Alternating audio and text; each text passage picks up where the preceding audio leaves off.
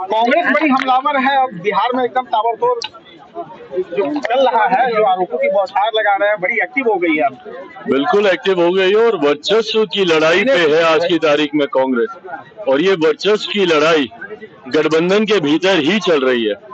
ये जो आंख दिखाई जा रही है और जो सवाल पूछे जा रहे हैं, ये आंख राजद को ही दिखाई जा रही है और ये सवाल भी राजद से पूछे जा रहे हैं। पलायन को लेकर जो कांग्रेस की चिंता है, वो चिंता हम सब की भी है।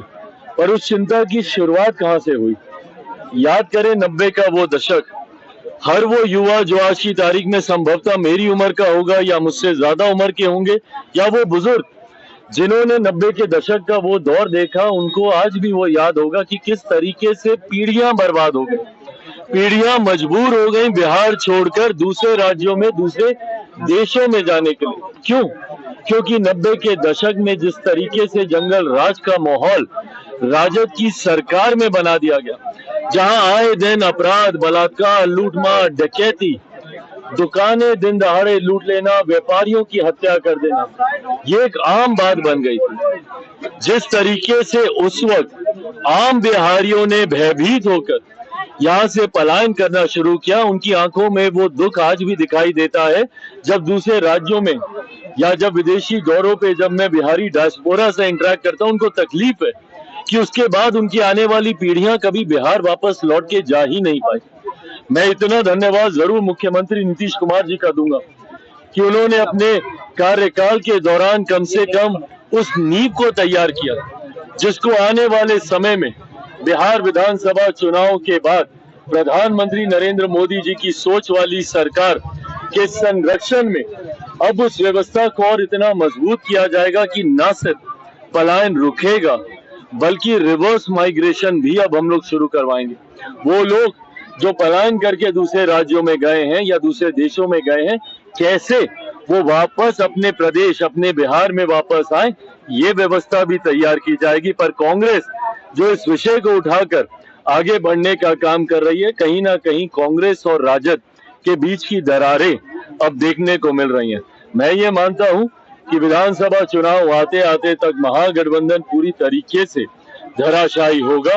कांग्रेस वर्चस्व की लड़ाई में, और पहले भी कांग्रेस अलग से चुनाव लड़ चुकी है। 2019 का लोकसभा का चुनाव हम लोग देखें, उस वक्त भी कांग्रेस ने अलग चुनाव लड़ने का कार्य किया। मैं मानता हूं कि विधानसभा के चुनाव आते आते तक कांग्रेस राजद के मतभेद इतने बढ़ेंगे कि ये लोग अलग होकर चुनाव लड़ेंगे। बहरहाल लड़ते हैं नहीं लड़ते हैं, ये इनकी चिंता का विषय है।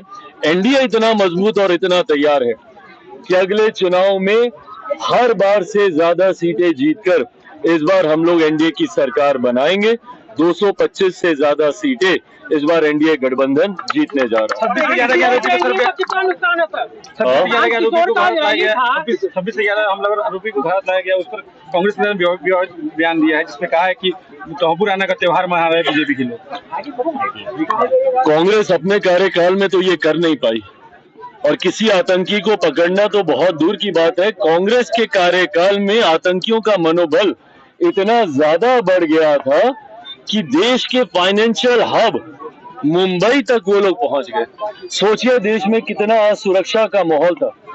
लोग उस वक्त कितने भयभीत थे कि अगर मुंबई तक लोग पहुंच के अगर अटैक कर रहे हैं, पहले तो सीमावर्ती इलाकों में ही आतंकी गतिविधियां होती थी, पर जिस तरीके से कांग्रेस के शासनकाल में महाराष्ट्र तक आतंकियों ने अपने पैर पसार लिए थे, उसी का परिणाम है कि उसके बाद देश की जनता ने पूरी तरीके से कांग्रेस और उनके साथियों को नकारने का काम किया। आज ये इच्छा शक्ति मेरे प्रधानमंत्री में ही है और उन्हीं में हो सकती थी कि देश के इतने बड़े आतंकी को वो वापस लेकर आए हैं। सोचिए आज उन लोगों को कितना संतोष हुआ होगा जिन्होंने 26/11 के उस आतंकी हमले में अपनों को खोने का काम किया, जो घायल हुए, जो उस घटना में प्रताड़ित हुए। आज कहीं ना कहीं उनको न्याय की उम्मीद जागी है, और उम्मीद ही नहीं, पूरा विश्वास है कि बहुत जल्द जांच पूरी होके कड़ी से कड़ी, सख्त से सख्त सजा इस आतंकी को हम लोग देने का काम करेंगे, न्याय प्रणाली देने का कार्य करेंगे। नीतीश कुमार को उप प्रधानमंत्री बनाने का मांग कर रहे हैं मनीष और बीजेपी के बड़े नेता इसकी मांग कर रहे हैं, क्या कहना चाहिए? भाई देखिए, किसी व्यक्ति विशेष के मांग करने से चर्चा नहीं शुरू हो सकती। गठबंधन के भीतर अगर कोई ऐसा औपचारिक प्रस्ताव कभी आएगा तो पहले गठबंधन के भीतर ये तमाम बातचीत होगी, उसके बाद ही इस पे कोई टिप्पणी करना उचित है। प्रशांत किशोर के रैली से एनडीए का कितना नुकसान होगा? बदलाव रैली। देखिए, आज मेरे अच्छे मित्र हैं प्रशांत जी, पर मुझे लगता है बहुत जल्दबाजी उन्होंने कर दी इस रैली को करने में। जिस तरीके से आज रैली में कुर्सियां खाली रह गई और जिस भीड़ की उम्मीद उनको थी वो भीड़ वहां पे नहीं पहुंची, और दोपहर से ही घंटों तक लोग प्रशांत जी का इंतजार ही करते रह गए। ऐसे में मुझे लगता है कि शायद उन्होंने इस रैली को आयोजित करने में बहुत जल्दबाजी की। इस रैली से एनडीए या किसी गठबंधन को नुकसान तो बहुत दूर की बात है, पर मुझे लगता है सबसे ज्यादा डैमेज उन्होंने अपनी पार्टी को ही कर दिया।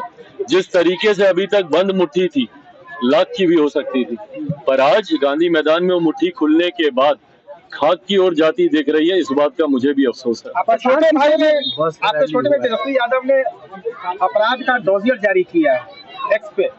बिल्कुल अच्छी बात है, 90 के दशक का भी डोजियर जारी करें। देखिए, मैं कतई उस सोच का व्यक्ति नहीं हूँ that if my crime is lesser than yours that means there is no crime. मैं कतई इस सोच का मैं पक्षधर नहीं हूँ, बट हाँ, आप अपने दौर का भी डोजियर आपको जारी करने की जरूरत है। 90 के दशक में जिस तरीके से अपराध था, मैं मानता हूं कि अगर आज भी एक भी आपराधिक घटना होती है तो वो हमारे लिए, हमारी सरकार के लिए चिंता का विषय होना चाहिए। और मुख्यमंत्री जी इस बात को लेकर यकीनन चिंतित भी हैं, और सरकार कोई ऐसी ठोस कार्रवाई नहीं छोड़ेगी जिसकी वजह से अपराध को नियंत्रित किया जा सके। पर जब विपक्ष इसको मुद्दा बनाकर राजनीतिक लाभ लेने का प्रयास करता है तो उनको अपना दौर भी याद होना चाहिए।